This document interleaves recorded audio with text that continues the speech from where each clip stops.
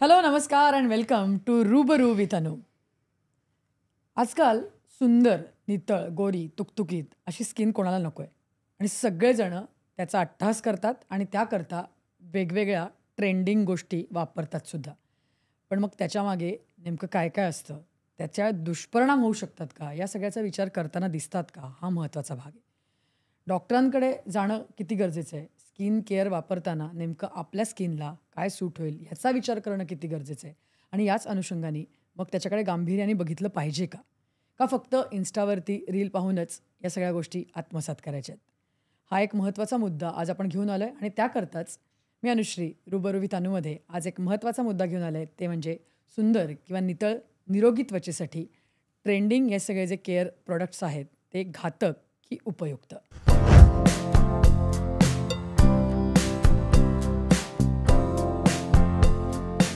आणि अर्थातच या संपूर्ण विषयावरती आज आपल्याला मार्गदर्शन करणार आहेत, आपल्यासोबत चर्चा करणार आहेत त्या म्हणजे डॉक्टर सुप्रिया देशमुख. त्या स्वतः डर्मॅटॉलॉजिस्ट, कॉस्मेटॉलॉजिस्ट आणि ट्रायकोलॉजिस्ट देखील आहेत. त्यामुळे आपण त्यांच्याकडनं जाणून घेऊया की मेडिकल सायन्स नेमकं काय सांगतं आजच्या या ट्रेंड्सबद्दल आणि एकूणच स्किन केअरबद्दल. आपण थेट त्यांच्याकडे जाऊया.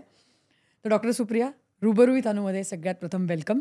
Thank you so much. येस. आणि जसं मी सुरुवातीला म्हटलं तसं आज सगळ्यांना चांगली स्किन तर हवीच आहे. अगदी सगळ्यांना असं वाटतं की आपण छान दिसावं आणि त्याच्यात काही चुकीचं नाही आहे, वावगं नाही आहे.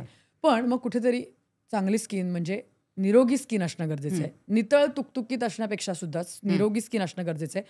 पण मग कुठेतरी ना काय होतं माहिती आहे का, चांगली स्किन म्हटल्यानंतर ते फेअरनेसशी जोडलं जातं अजूनही, अनफॉर्च्युनेटली. येस.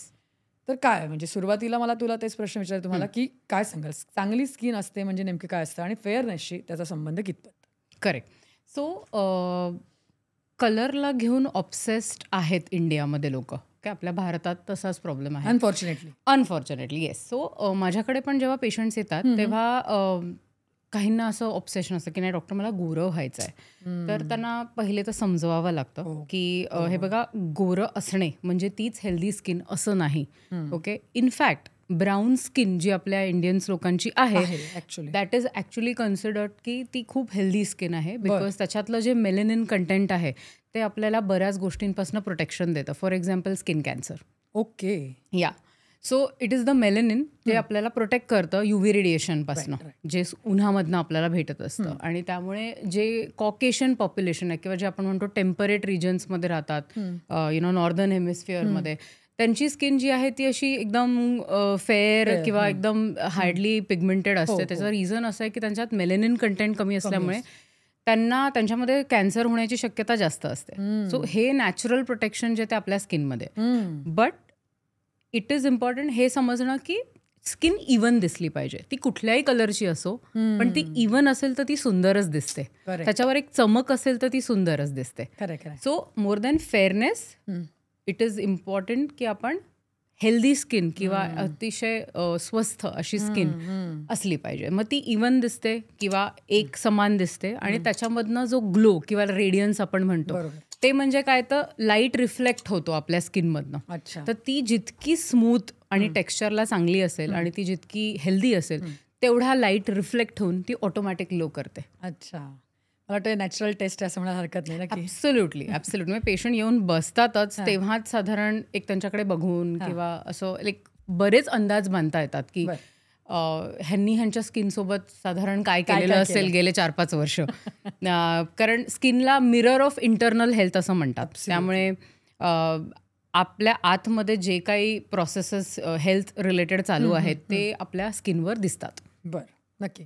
पण जसं आपण म्हणतोय ना, आजकाल मी जसं म्हटलं सुरुवातीपासून की ट्रेंडिंग स्किन केअर सध्या चालू आहे, वेगवेगळ्या प्रकारचे रेजिमे येत आहेत आणि त्याच्यामुळे बऱ्याचशा गोष्टी लोक ब्लाइंडली फॉलो पण करतात. आपण त्याच्यावर जाऊ, पण बेसिक एक स्किन केअर असलं पाहिजे असं आज कुठेतरी सगळ्यांमध्ये तो एक अवेअरनेस आलाय किंवा तो एक दृष्टिकोन जो आहे तो कुठेतरी आज सगळ्यांनी आत्मसात केलेला आहे, which is a good thing मला असं वाटतं. बरोबर. पण मग आत्ता तुमच्याकडे पेशंट्स येतात तर कसं, म्हणजे ते त्यांचा दृष्टिकोन काय असतो रेग्युलर स्किन केअर रुटीनच्या दृष्टीने, आणि ॲज अ डॉक्टर गेल्या काही वर्षांमध्ये तुम्हाला त्याच्यामध्ये काही फरक जाणवताना दिसतोय की आधीच्या काळी असं एक बेसिक स्किन केअर रुटीन चालायचं, आता स्पेसिफिकली काही ॲडिशनल गोष्टी खरंच कराव्या लागत आहेत फॉर, जसं तुम्ही म्हणताय की एक हेल्दी स्किन, असं काही दिसतं का? हो. सो स्किनचे प्रॉब्लेम आपण बघायला गेलोत ना तर प्रत्येक वयोगटात येतात. म्हणजे जसं प्युबर्टी किंवा 12-13 वर्षाचं म्हणजे तारुण्य सुरू होतं त्यावेळेला येणारे पिंपल्स, पिगमेंटेशन पासणं, 20शीतले अजून काही प्रकार, 30शीतलं वेगळे काही प्रकार, हॉर्मोनल इश्यूज आणि 40शीतले काही प्रकार. नक्कीच. आता पूर्वी समजा मी पण जेव्हा लहान होते तेव्हा पिंपल्सचा अत्यंत त्रास होता मला. पण तेव्हा असं नव्हतं की आपण डर्मॅटॉलॉजिस्टकडे जायला पाहिजे वगैरे, काहीतरी घरगुती उपाय करून वगैरे चालायचं असं. हां. आणि तेव्हा जे काय आपल्याला नॉर्मल प्रोडक्ट्सचे जे काही कमर्शियल्स दिसायचे टीव्हीवर, पॉन्ड्स झालं, हे झालं, ते झालं, की हे लावा, ते लावा, हिवाळा आला तर पॉन्ड्स लावा, निव्हिया लावा, असं सगळंच आपण करत, म्हणजे मी तरी तशीच मोठी झाली आहे. एक्झॅक्टली. म्हणजे हिवाळा आला की काहीतरी मॉइश्चरायझर, उन्हाळा आला की सनस्क्रीन. एक्झॅक्टली. तर मला असं वाटतं, असं माझं वैयक्तिक मत आहे, की the hero of skin care is moisturiser. That is the hero of skin care. That is the first thing that is important to know, की आपण कुठला मॉइश्चरायझर वापरायला पाहिजे. ओके. आता काही लोक आहेत ना कम्फर्टेबल असतात फेस वॉश वापरायला, आणि काही देखील कम्फर्टेबल असतात साबण वापरायला चेहऱ्याला. आणि जर का ती स्किन तशी बनलेली असेल की ती साबणाचं क्लेन्झिंग जे की थोडंसं हार्श असतं as compared to face wash, ती हँडल करणारी स्किन असेल तर I tell them you continue if you are comfortable with the soap. हां. पण जर का तुम्हाला असं आहे की माझं एक्झिस्टिंग जे आहे ते मला कुठेतरी मिळत नाही आहे त्यातनं जे मला हवं आहे ते, तर मग मी सजेस्ट करीन तुम्हाला की हा फेस वॉश वापरा, हा फेस वॉश वापरा. सो चेहरा धुणे आणि त्याच्यावर मॉइश्चरायझर लावणे हे माझ्या मते अत्यंत गरजेचं आहे. आणि सनस्क्रीनचं म्हणाल तर येस इम्पॉर्टंट आहे, पण त्याचा जो अतिपणा केला जातो की दर 2-2 तासांनी मी सनस्क्रीन लावणार आहे वगैरे, ते जरा अति आहे. आणि मला वाटत नाही की प्रॅक्टिकली ते पॉसिबल आहे की अगदी 2-2, 3-3 तासांनी आपण सनस्क्रीन नाही लावू शकत. हां, तुम्ही दिवसभर जर का बाहेर फिरणार असाल की बाबा आज मी ना दिवसभर बाहेरच आहे, म्हणजे जनरली एवढं उन्हाचं एक्सपोजर आपण वेकेशन्सला घेतो किंवा रोड ट्रिप्सवर जातो किंवा पिकनिक ट्रेक्सला जातो, त्यावेळेला येस एक 7 ते 8 तास आपण कंटिन्युअसली उन्हामध्ये असतो. तर तशा वेळी yes sunscreen application every 2 to 3 hours important आहे. का तर to prevent from skin burn. लोकांना हाही गैरसमज असतो की मी सनस्क्रीन लावल्याने मी टॅन होणार नाही, तर तो एक गैरसमज आहे. अच्छा. Indian skin will tan in spite of sunscreen. Okay. Yes. What it will protect you from sunburn. Sunburn नाही होणार, आणि सननी होणारे ज्या एजिंग इश्यूज आहेत ते तुम्हाला होणार नाहीत. म्हणजे लवकर सुरकुत्या पडणे किंवा एज स्पॉट्स पडणे, ह्याला तुम्ही डिले करू शकता. पण तुम्हाला वाटत असेल की मी थोपून सनस्क्रीन लावेन आणि मग मी टॅनच होणार नाही, तर तसं होऊ नाही शकत.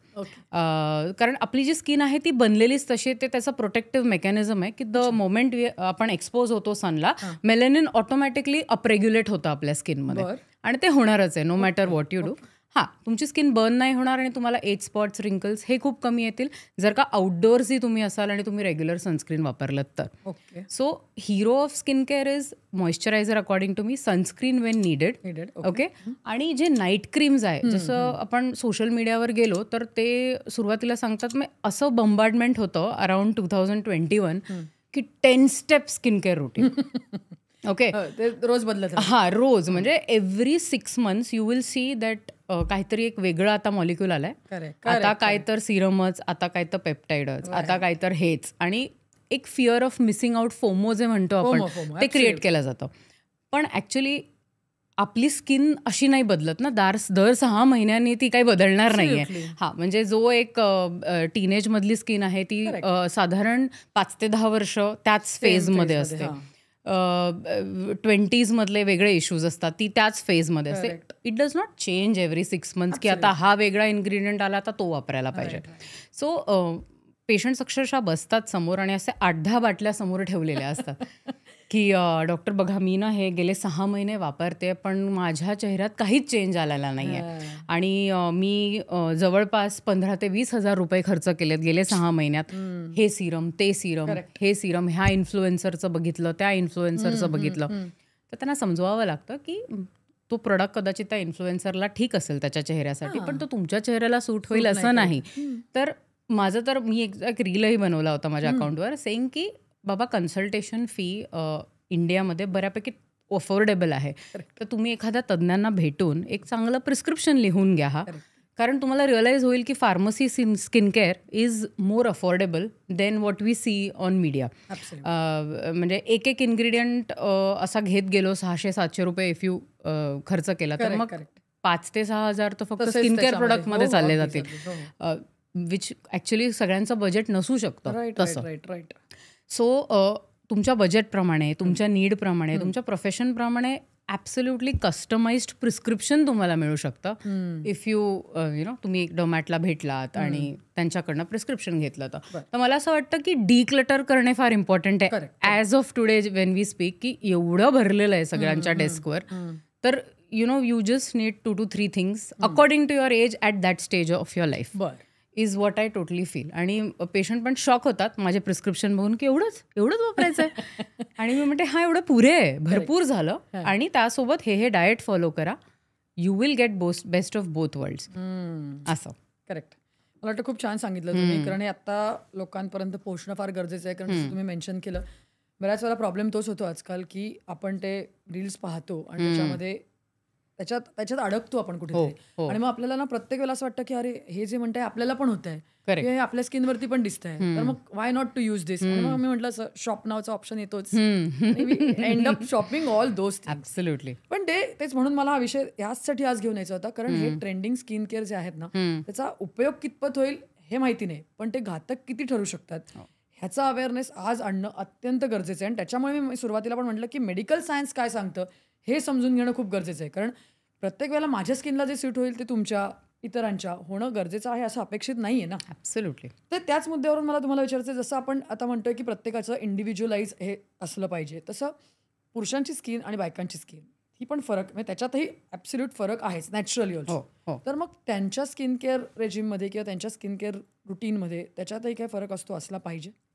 हां, थोडीशी जी पुरुषांची त्वचा आहे ती थोडीशी थिक असते, right, as compared to women. आणि दुसरा फरक हा आहे की बाईच्या बॉडीमध्ये किंवा मुलीच्या बॉडीमध्ये जे हॉर्मोनल चेंजेस आहेत आणि ते ज्या प्रकारे चेंज होत असतात दर 5 ते 6 वर्षांनी, तो बदल माणसांमध्ये नसतो. म्हणजे एकदा प्युबर्टी अचीव्ह झाली 13व्या-14व्या वर्षी की बऱ्यापैकी स्टेबल जातं त्यांचा आफ्टर द एज ऑफ 25.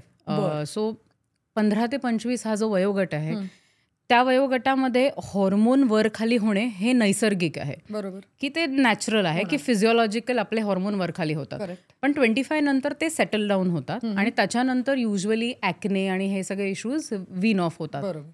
पण तेच एखादं गर्ल और अ वुमन त्यांना घेतलं तर 25व्या वर्षानंतर त्यांची हॉर्मोनल स्थिती कशी आहे त्याप्रमाणे त्यांची स्किन ठरेल. अच्छा. हां, सो माणसांना तो एक इश्यू नाही होत की नंतरचं काही नसतं. पण एक बाईला मग लग्न झालं, मग गर्भनिरोधक गोळ्यांचा यूज झाला, मग प्रेग्नन्सी झालं, ब्रेस्ट फिडिंग झालं आणि मग सुरू होतो तो पेरिमेनोपॉज आणि मेनोपॉज. त्यामुळे फॉर अ वुमन ते असं खूप वरखाली नॅचरलीच कॉन्स्टंटली आहे. त्यामुळे सुद्धा बायकांना थोडं जास्ती केअर किंवा जास्त लक्ष द्यावं लागतं. आणि खूप पॉप्युलर ते असं जोकच आहे ॲक्च्युली अमंगस्ट कपल्स की अरे हा काहीच करत नाही आणि हा एवढा चांगला दिसतो आणि मी एवढ्या 10 गोष्टी लावते आणि तरी मला पिंपल येतो डॉक्टर किंवा हे येतं. तर more than the skin it is the hormonal system that needs to be credited for men, कारण ती फ्लक्च्युएट नाही होत. हां, आपली ती नैसर्गिकरित्या फ्लक्च्युएट होणे इज अ रूल. म्हणून आपण जास्त लक्ष पण दिलं पाहिजे, द्यावं लागणार. डॉक्टर हल्ली बायका थोड्या जास्तच लक्ष देतात. असे पेशंट तुमच्याकडे येत असतील ना की मला, जसं तुम्ही आता म्हणाला की 2च दिलं की मग त्यांना ते पटत नाही, पुरत नाही, मग त्यांना असं वाटतं की अरे एवढ्यासात काय होणार आहे आमचं. तर मग ते कुठेतरी परत एक घातक आहे असं नाही वाटत तुम्हाला की ओव्हरडू करणं सगळ्याचं, स्पेशली स्किनच्या बाबतीत, because we are very sensitive about it. म्हणजे मला असं वाटतं ना, मोर दॅन ओव्हर डुईंग ना, मला त्यांच्याकडे बघून ते हेल्पलेस वाटतात. म्हणजे आय फील की ते खूप हेल्पलेस झाल्यात because they are searching for answers आणि त्यांना ते मिळत नाहीत कुठेतरी. आणि एकानंतर एक प्रोडक्ट सेल केला जातोय त्यांना, बिकॉज सोशल मीडियावर ते मार्केटिंग अशा प्रकारचं असतं की you will get tempted to buy that product. आणि ते असं दाखवतात की अरे हे एक वापरा म्हणजे तुमच्या आयुष्यातले सगळे प्रॉब्लेम सुटले. That is usually the tactic. So they fall for it, they use it, it doesn't work. मग परत हेल्पलेस वाटतं. आणि ते most of the times when they reach me, most of the times the first thing मला जे वाटतं त्यांच्याकडे बघून ते त्यांना हेल्पलेस वाटतात मला ह्या. सो पहिले तर त्यांचा जो गुंता आहे डोक्यातला की विचारांचा तो सोडवावा लागतो. बरोबर, की तुम्ही या एजमध्ये तुमचं काय तुमची अपेक्षा असावी तुमच्या स्किन आणि तुमच्या हेअरकडनं, ते एकदा त्यांना समजवलं ऑन अ हेल्थ लेवल और ऑन अ बॉडीली लेवल, बरोबर. मग त्यांना सांगता येईल की ओके ही गोष्ट आहे, ही अचीव करण्यासारखी, ही अचीव नाही करू शकणार आपण, आणि एवढं अचीव करायला आपण काय काय केलं पाहिजे. त्याचबरोबर त्यांना हे सांगावं लागतं की स्किनमध्ये जर का तुम्हाला बदल बघायचा असेल तर कमीत कमी आपल्याला हे 3-4 महिने करावं लागेल, आणि केसांमध्ये आपल्याला बदल हवा असेल तर कमीत कमी 6 ते 8 महिने आपल्याला हे करावं लागेल. आणि प्रिस्क्रिप्शन सोबतच डाएट खूप मोठा इम्पॉर्टंट रोल प्ले करतं. तर ते माझे तर पेशंट्सना म्हणजे आय गिव्ह डाएट असतंच की हे खा, हे नका खाऊ, आणि थोडंफार कस्टमाइज्ड असतं टू देअर प्रोफेशन किंवा त्यांचं जे काही बिझी लाईफ आहे. कोणी गृहिणी आहेत, कोणी वर्किंग आहेत, त्याप्रमाणे त्यांना सुचवायला लागतात हॅक्स, व्हॉट वी कॉल, की बाबा how can you hack this and still achieve what you want. तर ते त्यांना सुचवायला लागतं. ते एक हँड होल्डिंग फार गरजेचं आहे फॉर अ वुमन. मेन थोडंफार त्यांना सजेस्ट केलं ना, युजली स्किन स्टार्ट्स डुईंग वेल. अच्छा, व्हेरी इझिली. ओके, हां, ठीक आहे. म्हणजे रिस्पॉन्स जो आहे तो तिथे जास्त चांगला बघायला मिळतो. 100%. पण डॉक्टर, जसं तुम्ही आता म्हणालात ना की हेल्पलेस एक फिलिंग येतं तुम्हाला ॲज अ डॉक्टर आणि पेशंट आल्यानंतर, पण या हेल्पलेस होण्याच्या दृष्टिकोनामुळे काय होतं, बऱ्याच वेळेला या अशा प्रकारच्या बायका ज्या आहेत ना त्या हेल्पलेस होऊन कुठेतरी अशा ट्रीटमेंट्सकडे किंवा अशा गोष्टींकडे जातात ज्या त्यांच्या जीवावर पण बेतू शकतात. फॉर एक्झाम्पल, आत्ता जे एक सेलिब्रिटी एक्झाम्पल झालं, म्हणजे मला माहिती नाही, त्याचं बिल फाडलं गेलं ग्लुटाथायनवर. ग्लुटाथायन आता असं आहे की मी जसं म्हटलं ट्रेंडिंग आहे एकदम. ग्लुटाथायन इज ट्रेंडिंग लाईक एनिथिंग. तर म्हणजे मला त्याच्याबद्दल तुम्हाला विचारायचं आहे की ग्लुटाथायन एक्झॅक्टली काय आहे, ते तेवढं ट्रेंड का करताय, आणि जी केस झाली त्याच्यामध्ये जे बिल फाडलं गेलं, म्हणजे एक्झॅक्टली निगेटिव्ह इम्पॅक्ट आहे त्याचा, आणि जर असेल तर का, आणि जर पॉझिटिव्ह इम्पॅक्ट आहे तो नेमका कशा प्रकारे? सो तो जो अनफॉर्च्युनेट इन्सिडेंट झाला त्याच्यामध्ये त्यांना असं वाटतंय किंवा आय डोंट नो ते खरं आहे का नाही खरं आहे, काय माहिती काय झालं एक्झॅक्टली. पण ग्लुटाथायन हा आपल्या बॉडीचा पार्ट आहे. ओके. प्रत्येक कणाकणामध्ये ग्लुटाथायन आहे. ओके.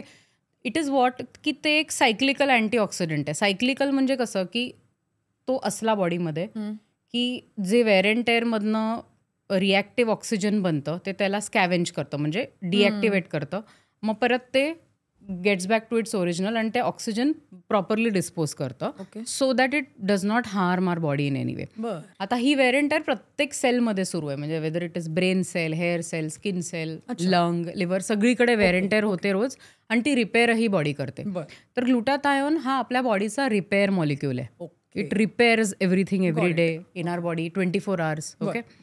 आता ज्या वेळेला आपण तो सप्लिमेंटच्या स्वरूपात बाहेरून घेतो, वेदर आपण गोळ्यातनं घेतो किंवा आपण इंट्राव्हिनस रूट थ्रू घेतो, तर त्याचे फायदे त्यामुळे वाटतात, कारण नॉर्मली आपण जेव्हा जे काय डाएट घेतो, हे घेतो, ते घेतो, त्याच्यामध्ये अभाव असेल तर बॉडी स्किन आणि हेअरकडे निग्लेक्ट करते. पण जेव्हा आपण सप्लिमेंटच्या स्वरूपात ते चांगल्या प्रमाणात घेतो त्यावेळेला मग बॉडीला ते अवेलेबल करून देता येतं स्किन आणि हेअरला, म्हणून मग ते एनहॅन्सिंग इफेक्ट्स नोटीस होतात. सो इनिशियली ग्लुटाथायन डिस्कवरच असं झालं होतं की लिव्हर सिरोसिसच्या पेशंट्सना ते दिलं होतं, कारण त्यांच्यामध्ये जो फायब्रोसिस होतो लिव्हरमध्ये, तर तुम्ही जेव्हा अँटीऑक्सिडंट देता तेव्हा तुम्हाला रिपेअर वर्क करता येतं, तर तू त्यांचं लिव्हर रिपेअर करायला तो मॉलिक्यूल यूज करण्यात आला होता. इनफॅक्ट इव्हन कॅन्सर किमोथेरपी नंतर सुद्धा ग्लुटाथायन दिलं जातं त्यांची रिकव्हरी पटकन करायला, कारण आता किमोथेरपीने माणूस एकदम नॉक ऑफ होतो. तर त्यांना हे रिअलाइज झालं की ते जे पेशंट्स होते त्यांना थोडंसं लाईटर स्किन टोन दिसायला लागलाय आफ्टर सर्टन इंजेक्शन्स, आणि मग त्यांना रिअलाइज झालं की अरे ग्लुटाथायन हॅज स्किन लाईटनिंग प्रॉपर्टीज.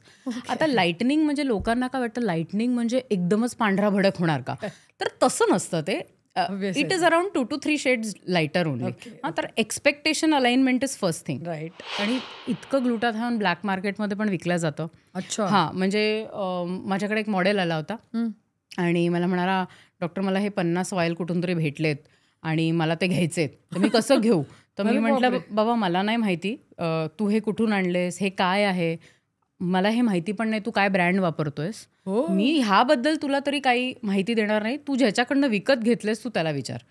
आणि मी तर त्याला ॲडवाईस केलं, कारण तो बाकी इतर ज्या ट्रीटमेंट्स तो घेतो, तर मी त्याला म्हटलं तू हे घेऊ नकोस स्वतः, असं काही म्हणजे स्वस्त मिळतंय म्हणून काय पण घ्यायचं किंवा कोणीतरी काही पण प्रॉमिस करतंय म्हणून घ्यायचं. It is a medical procedure. Absolutely. Intravenous drip तुम्हाला विकनेस जरी असेल किंवा तुम्हाला ताप जरी असेल आणि तुम्हाला इंट्राव्हिनस ड्रिप घ्यायची असेल ताप उतरवायला, तर इट्स अ मेडिकल प्रोसिजर. त्याला प्रॉपर आपण ॲडमिट होऊन किंवा एखाद्या तज्ज्ञांच्या खाली, एका क्वालिफाईड नर्सच्या खाली आपण ते करायला हवं. बिलकुल. हे सगळं महत्त्वाचं आहे. तुम्ही घरी घ्यायला लागले तर मग कसं होणार? सोशल मीडियावरती जे असे सगळे स्किन केअर प्रोडक्ट्स जे आहेत ते प्रचंड ट्रेंडिंग आहेत. आणि असं तुम्ही आता ग्लुटाथायन म्हटलात, मला पण आश्चर्य वाटलं की तुम्ही ते म्हणताय की आपल्या बॉडीचा तो पार्ट आहे आणि ते वेगळ्या कारणासाठी वापरलं होतं आणि त्याचे इफेक्ट्स दिसल्यानंतर ते आता वेगळ्या कारणासाठी वापरताय. म्हणजे there is a research, there is a science, there is a medicine, हे सगळं आहे ना तिथे. येस. पण हे जेव्हा प्रोडक्ट्स सोशल मीडियावरती दिसतात ना, नुसतं असं करताना, त्याच्यामध्ये या सगळ्या गोष्टींचा आविर्भाव असतो की नाही, अंतर्भूत असतात की नाही, हे माहिती नसतं ना आपल्याला. मग अशा गोष्टी जेव्हा आपण ब्लाइंडली घेतो, वापरतो, तर त्याचा डेफिनेटली परिणाम घातक असू शकतो ना. जे मी प्रॉडक्ट्स म्हणते म्हणजे स्पेसिफिकली, कारण म्हणजे तुमची स्किन कशी आहे, तुम्ही काय वापरताय, त्याच्यामध्ये कुठलं केमिकल वापरलंय तुम्हाला काहीच माहिती नाहीये. ओनली जसं तुम्ही सुरुवातीला म्हणालात की चांगली स्किन म्हणजे गोरं होण्यासाठी हजार प्रोडक्ट्स आज तिथे तुम्हाला दिसतात आणि एक रील पाहिलं की 10 रील येतात त्याचे. करेक्ट. त्याबद्दल काय सांगाल? असे जे प्रोडक्ट्स विकले जातात आज मार्केट करून प्रचंड, त्याच्याबद्दल काय सांगाल? तुला एक एक्झाम्पलच सांगते ना. एक पेशंट होती, कोविडच्या वेळेला व्हिटॅमिन सी घ्यायला सुरुवात केलं, कारण इम्युनिटी बुस्टिंग असं व्हिटॅमिन सी घ्यायला सुरुवात केलं. आता तिच्या फॅमिलीमध्ये फॅमिली हिस्ट्री होती एका ऑटो इम्युन डिसऑर्डरची. वात जो असतो तो रुमॅटॉइड आर्थरायटिस, ज्याला ऑटो इम्युन डिसऑर्डर म्हणतात. आता oblivious to the fact self medication, vitamin C घ्यायला लागली भरपूर सारं आणि तो सगळा वात तिचा बाहेर आला. अच्छा. हां. सो हे होऊ शकतं when you self medicate. So ठीक आहे, vitamin C is good, it's a vitamin, correct. पण ते किती घ्यावं, कुणी घ्यावं आणि कसं घ्यावं ते पण इम्पॉर्टंट आहे. असे पण पेशंट्स आहेत जे कंटिन्युअसली घेत राहतात गोळी आणि मग नंतर किडनी स्टोन्सचे त्रास होतात, असं सगळं होतं. तर माझ्याकडे पण पेशंट्स येतात जेव्हा आम्ही कुठलीही सप्लिमेंट प्रिस्क्राईब करतो, कुठलाही व्हिटॅमिन असो किंवा ग्लुटाथायॉन असो किंवा अन्य काही अजून चांगल्या सप्लिमेंट्स आहेत, तर ते त्या स्पेसिफिक टाइम पिरियड करता असतं. असं नाही की हे आता चालू केलं आता लाईफ टाईम घेत बसा, असं नसतं. कारण काही ज्या विटॅमिन्स आहेत ते मधून मधून घ्यावे लागतात. काही अँटीऑक्सिडंट्स आहेत त्याच्यामध्ये ऑन आणि ऑफ सायकल करावी लागते. ओके. यू टेक 3 months, मग 1 to 2 months ऑफ, मग परत 3 months असं. पण असं हे नाही आहे की ते डेली आणि फॉर लाईफ असं घेणं बरोबर नाही आहे. कारण त्याचे इम्पॅक्ट्स पडतील जर का तुम्हाला मॉनिटर नाही केल्या गेलं तर. नक्कीच. आणि तुम्ही जर का कोट कराल एक्झाम्पल की नाही डॉक्टर पण ती अमुक टमुक तर तिला तर घ्यावंच लागतं ना, मग तिचं असं कसं काय झालं, तर मग त्यांना सांगावं लागतं की त्यांना 24/7 मॉनिटर करतात डॉक्टर्स. ते त्यांच्या डॉक्टर्सकडे जर 2-2, 3-3 महिन्यांनी फुल बॉडी चेकअप सगळं चेक करत राहतात की बाबा मी अमुक टमुक गोष्ट घेते, प्रोटीन खाते, सगळं खाते, तर त्याचा काही इम्पॅक्ट तर पडत नाही आहे ना. पण आपल्याला दैनंदिन दिवसामध्ये किंवा सामान्य माणसाला ते पॉसिबल नाही आहे ना की ते परत तेच मॉनिटर करत बसतील, कारण ह्या सगळ्या गोष्टींना पण पैसा लागतो शेवटी. तर कुठेतरी मॉनिटरी फिजिबिलिटी काय आहे आणि तुमची एक्सपेक्टेशन अलाइनमेंट, हे दोन्ही गोष्टी व्यवस्थित आल्यावरच तुमच्यासाठी काय उपयोगी किंवा योग्य आहे ते एखाद्या डॉक्टरला ठरवू द्या. तुम्ही स्वतः नका तो निर्णय घेऊ. हे इम्पॉर्टंट आहे. खरं. खूप महत्वाचा मुद्दा हा. आणि जसं आता सलॉनचा आपण उल्लेख केला, प्रॉब्लेम काय होतो बऱ्याच वेळेला चांगले आता हाय एंड सलून्स आहेत आणि या सगळ्या सलॉन्समध्ये अशा प्रकारच्या सगळ्या ट्रीटमेंट्स म्हणतात त्याला, आणि ते त्याच अंडर ते सेल आउट. तर मग अशा वेळेला काय होतं, तिथे गेल्यानंतर ते अशा प्रकारे मार्केट केलं जातं की आपल्या समोर आणलं जातं, रिझल्ट दाखवले जातात, सो दॅट यू टेंड टू गेट की हा ठीक आहे बाबा आपण करू शकतो. आणि मग अशा वेळेला हे केले जातात त्या ट्रीटमेंट्स तिथे. पण मग त्या ट्रीटमेंट्स तिथे करणं ह्याच्यामुळे प्रॉब्लेम स्किनला होऊ शकतात का, किंवा त्याच्यामुळे स्किन डॅमेज पण होऊ शकते का, असे काही उदाहरणं बघितलेत? सो कुठलंही प्रोसिजर असतं जे कॉस्मेटॉलॉजीचं आपण म्हणतो, वेदर इट इज साधर केमिकल पील किंवा क्यू-स्विच लेझर किंवा लेझर हेअर रिडक्शन, हे सगळे जे आहेत ते शेवटी मेडिकल प्रोसिजर्सच म्हणता येतील. त्याला जर का आपण हलक्यात घ्यायला लागलो तर there are complications with that procedures also. Correct. So हे पूर्णतः लोकांनी डिसाईड करायला पाहिजे की त्यांना जर का त्यांची हेल्थ किंवा स्किन कुणाच्या हातात द्यायची असेल तर what should be the qualification of that person. हां, म्हणजे एका डॉक्टरच्या क्लिनिकमध्ये जाऊन केलं तर, कारण कुठलंही प्रोसिजर असतं, आपण असं कधीच म्हणू शकत नाही की it is 100% without risk. It's not possible. बरोबर. कुठलंही प्रोसिजर नाही. साधं कुठली पण सर्जरी घ्या, कुठलंही मेडिकल प्रोसिजर घ्या, साधं रस्त्यावर चालणं पण 100% गॅरंटीड सेफ नाही आहे ना. Somebody can come and knock you of. So when you know की एखादं प्रोसिजर आहे हे आणि ते एका प्रॉपर ठिकाणी जाऊन करणं गरजेचं आहे, with the correct licenses to that place, with a proper licensed person, a doctor who's doing it. आणि जर कॉम्प्लिकेशन झालं तर तो डॉक्टर समर्थ असतो ते कॉम्प्लिकेशन करेक्ट करण्याला. ते महत्त्वाचं आहे. मग काय होतं की जसं खूप कधी कधी असं होतं की एखादा सॅलॉन मॅनेजर एखादं क्लायंट घेऊन येतं त्यांचंच, कारण काहीतरी झालेलं असतं आणि कॉम्प्लिकेशन झालेलं असतं आणि मग ऑब्व्हियसली तर क्लायंट त्यांना वेठीच धरतं. तर मग ते घेऊन येतात डर्मॅटॉलॉजिस्टकडे. माझ्याकडेही बरेचदा आलेले आहेत की ते येतात आणि मग म्हणतात की डॉक्टर तुम्ही ह्यांचं ठीक करून द्या, ही जी काही ट्रीटमेंटचे पैसे ते आम्ही देऊ. So at least they are kind enough to take the responsibility. बरेच जण तर डिनाय करून देतील की नाही नाही नाही हे आमच्यामुळे झालंच नाही, तुम्हीच घरी अमुक टमुक केलं असेल किंवा जे काय आहे. तर असंही होतं की ही बॅक स्टोरी असते की ती आम्हाला इथे दिसते की काय काय कॉम्प्लिकेशन तिकडे होतात, कारण तिथूनच आम्हाला कळतं अरे बापरे हे असं होतंय तिकडे, म्हणजे हे असं करताय तुम्ही का करताय हे सगळं. तर नाही मग ते काय त्याच्यामध्ये आता बऱ्याच इकॉनॉमिक अँगल्स आणि बऱ्याच गोष्टी असतात त्यांच्या पण त्या बिझनेसमध्ये. सो असेही काही सलॉन्स मला माहिती आहेत की IV ड्रिप्स पण देतात, पण आता इट इज व्हेरी रिस्की. काही प्रॉब्लेम झाला, कॉम्प्लिकेशन झालं तर तुम्हाला कोणीतरी पाहिजे जे त्याला हँडल करू शकेल. सो ते इम्पॉर्टंट आहे. सो मला असं वाटतं की कुठे आपली हेल्थ कुणाच्या हातात द्यावी हे तर सर्वही आपलाच विचार असू शकतो. त्यामुळे तो खूप, जरी आपण म्हणलो की अरे स्किनचं तर प्रोसिजर आहे, पण असं नाही आहे, ते खूप इंटरनल हेल्थशी लिंक्ड असतं. त्यामुळे असं हलक्यात घेणं बरोबर नाही आहे. बरं, तुम्ही म्हणालात तसंच की बऱ्याच वेळेला अशा प्रकारे ना जेव्हा या ट्रीटमेंट्स आपण करतो ना सलॉन्समध्ये सुद्धा, दे चार्ज यू बॉम्ब. असं नाहीये की तिथे तुम्ही स्वस्तात होताय म्हणून तुम्ही तिथे जाऊन करताय, असं अजिबात नाहीये. आणि त्याच्यानंतर सुद्धा जर का त्याची रिॲक्शन येणार असेल किंवा साईड इफेक्ट्स होणार असतील तर you end up having nothing in your hand. कारण तुम्ही तुमची स्किन पण कुठेतरी जाऊन खराब करताय, हॅम्पर करताय आणि प्लस तुम्ही फायनान्शियली सुद्धा तिथे एवढे पैसे एक वेळ स्किन खराब नाही होणार. एक वेळ असं पण झालेलं आहे की समजा त्यांनी पैसा खर्च केला आणि काही कॉम्प्लिकेशन नाही झालं लकीली त्यांना, पण फायदाही नाही झाला. एक्झॅक्टली. जशी सुरुवात होती सेम कंडिशन. सो हे पण इम्पॉर्टंट आहे ना, कारण माझ्याकडे पण पेशंट येतात, काही म्हणतात नाही डॉक्टर मला फक्त प्रोसिजर करायचं आहे, बाकी मला काही नको. तर मी त्यांना सांगते की असं नसतं. प्रोसिजर इज तुम्ही जे इकडे येऊन करताय 15 दिवसात एकदा, 20 दिवसात एकदा, पण तुम्ही घरी काय लावताय ते पण महत्वाचं आहे. सो हे जे फार्मसी प्रिस्क्रिप्शन आहे हे इम्पॉर्टंट आहे तुमच्यासाठी. काही लोकांना अजिबात गरज नसते, कारण जनरली स्किन ओके असते, फक्त मॉइश्चरायझर सनस्क्रीन व्यवस्थित असलं तर काही प्रॉब्लेम नाही. पण काही लोकांना त्याची गरज असते, त्यांना वाटतं की फक्त प्रोसिजर करून जाईल, तर तसंही नसतं, कारण बऱ्याचशा गोष्टी त्या इंटरनल बॉडी प्रोसेसेसशी लिंक्ड असतात. फॉर एक्झाम्पल वांग, जे मेलाझ्मा पिगमेंटेशन आहे, अत्यंत बायकांना त्रास देणारं पिगमेंटेशन आहे, त्यांचा कॉन्फिडन्स कमी करतं आणि खूप अनदर हेल्पलेस फील त्यांना येतो. तर त्यांना हे सांगावं लागतं की नाही, इंटरनली आपल्याला त्याला असं कंट्रोल करावं लागेल, ही टॅबलेट आहे किंवा ही सप्लिमेंट आपण खाऊया, असे क्रीम्स आपण वापरूया आणि त्याच्या जोडीला तुम्ही हे प्रोसिजर करा मध्ये मध्ये. म्हणजे तुमची optimal skin like 80% reduction in pigmentation. तर रिअलिस्टिक असणं पण तेवढंच गरजेचं आहे. नाहीतर मग प्रॉमिस द मून आणि नथिंग टू डिलिव्हर असं नाही असू शकत. तर मला असं वाटतं की द फर्स्ट रेड फ्लॅग आपण जे म्हणतो की when you go to a place and if somebody promises you the moon, that is the first red flag. 100% guarantee चले ही जाएगा, यु नो हे कम्प्लिटली परत कधी येणार नाही. These are all red flags. So many patients come to me असं ते इन्स्टावरनं बघून एखादं क्रीम मागवतात, इन्फ्लुएन्सर, आणि ना ते अनलेबल्ड क्रीम असतं, त्याच्यावर नुसतं असं काही लिहिलेलं नसतं, ते ब्रँडचं नाव असतं, फक्त ब्रँडिंग.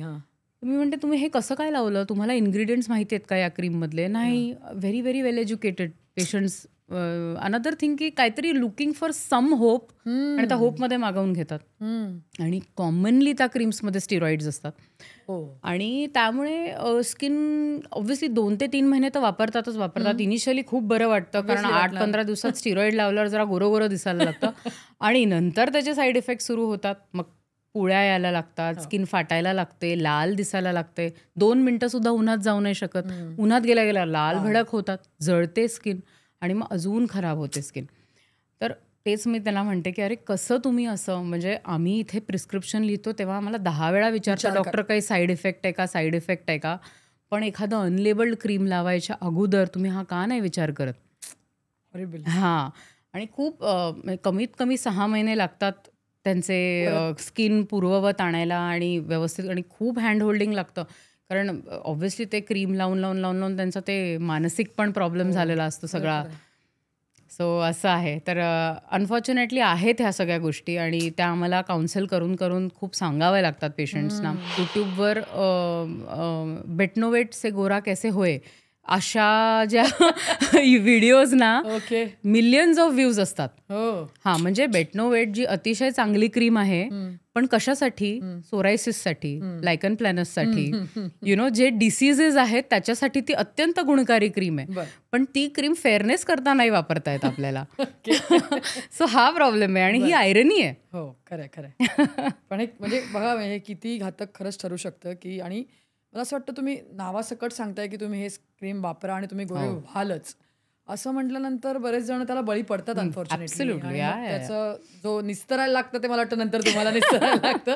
हे खूप डेंजरस आहे. पण डॉक्टर, जसं आपण हे म्हणतोय आता की या सगळ्या गोष्टी तर आल्याच, पण जेव्हा आता तुमच्याकडे पेशंट म्हणून पण असाही वर्ग आज खूप आहे समाजात की जे स्किनला, हेअरला सिरियसली घेतात, डॉक्टरांकडे जातात आणि प्रिस्क्राइब्ड किंवा मेडिकेटेड प्रोडक्ट वापरतात. असाही एक वर्ग आहे आज समाजात, आणि विच इज गुड. कारण त्यांच्यामध्ये तो अवेअरनेस आलेला आहे आणि त्यांना माहिती आहे की या गोष्टी गांभीर्याने घेण्यासारख्या आहेत. तर मग अशा वेळेला असे जे पेशंट्स येतात तेव्हा आता तुमच्या स्वतःच्या क्लिनिकमध्ये तुम्ही जसं तुम्ही ग्लुटाथायोनचा उल्लेख केला, अशा ट्रीटमेंट्स तुम्ही स्वतः देता, तुमच्या रिझल्ट्स आहेत तुमच्याकडे एवढे चांगले. तर मग माझं म्हणणं असं आहे की आत्ता अशा लेटेस्ट इनोव्हेटिव्ह ट्रीटमेंट्स चांगल्या स्किनसाठी आल्यात का, आणि त्या कुठल्या आहेत, आणि त्या कशा प्रकारे उपयुक्त ठरतात? सो पहिल्यांदा पेशंट जेव्हा येतात, डेस्कवर समोर बसतात, तर पहिले कन्सर्न डिस्कस करून त्यांना एक प्रिस्क्रिप्शन दिलं जातं की हे करावं लागेल. त्याच्यानंतर त्यांची अपेक्षा काय आहे, आउटकम, त्याप्रमाणे मग प्रोसिजर सजेस्ट करतात. प्रोसिजर करावेच लागतात असं नाही आहे. बऱ्याचदा results can be given without procedures also. आणि काही लोकांना ज्यांची स्किन जास्त डॅमेज्ड असते, त्यांना जर का आपल्याला समोर टाईमलाईन आहे की 3 महिन्यात, 6 महिन्यात, 1 वर्षात लग्न आहे, असं काय असेल, तर मग अशा पेशंट्सना डेफिनेटली आपल्याला प्रोसिजर्स करावे लागतात. तर त्याचं पण लिमिट आहे, म्हणजे की maximum procedures we do are 4 or 6. म्हणजे असं पण नाही की खूप प्रोसिजर करत बसायला लागतात किंवा असं काय, असं नाही. 4 or 6 procedures are usually enough. आणि जसं मी सांगितलं की मॉडर्न मेडिसिन आणि जे रिसर्च बॅक्ड ज्या ट्रीटमेंट्स आहेत त्या कुठल्याही तज्ज्ञांच्या क्लिनिकमध्ये तुम्हाला सापडतील. तिथे तुम्हाला कुठलाही झोलाछाप उपाय नाही सापडणार असा की एकदाच करा आणि गोरे व्हा, किंवा एकच क्रीम लावा आणि गोरे व्हा, म्हणजे अनदर स्कॅमच असतो तो. सो इतकं सोपं नाही आहे स्किनला नितळ करणं, स्किनला हेल्दी करणं. बऱ्याच गोष्टी कराव्या लागतात, आणि मॉडर्न ट्रीटमेंट्स खूप चांगल्या आहेत. पण अगेन तेच आहे की कुठे जाऊन करताय, कुणाच्या अंडर करता आहात, आणि how to identify red flags is important. कारण मार्केट आपण नाही कंट्रोल करू शकत. खूप अनएथिकल लोक आहेत जे हे ट्रीटमेंट्स करत आहेत, आणि खूप अनक्वालिफाईड प्रोफेशनल्स पण हे ट्रीटमेंट करत आहेत. तर ते डोळसपणे बघणे की काय डिग्री आहे आणि काय एक्सपिरियन्स आहे, किंवा ही क्लिनिक किती वर्ष झाले इकडे आहे, ते पण इम्पॉर्टंट आहे. हे सगळ्या गोष्टी इम्पॉर्टंट आहे. ऑब्व्हियसली गुगल रिव्ह्यूज असतातच, ते हेल्प करतात पेशंट्सना to choose the correct clinic. काही पेशंट्स बऱ्यापैकी रिसर्च करून येतात चांगल्या प्रकारे की डॉक्टर तुमचे रिव्ह्यूज बघून आम्ही आलो. तो ह्या सगळ्या गोष्टींमध्ये त्यांना फरक पडतो, आणि थोडेफार 2-3 व्हिजिट झाला की त्यांनाही कळायला लागतं की ओके फरक पडतोय आणि हा आहे. तर स्लो इज सस्टेनेबल इज माय मंत्रा, की जितका स्लोली तेवढा सस्टेन्ड रिझल्ट राहील.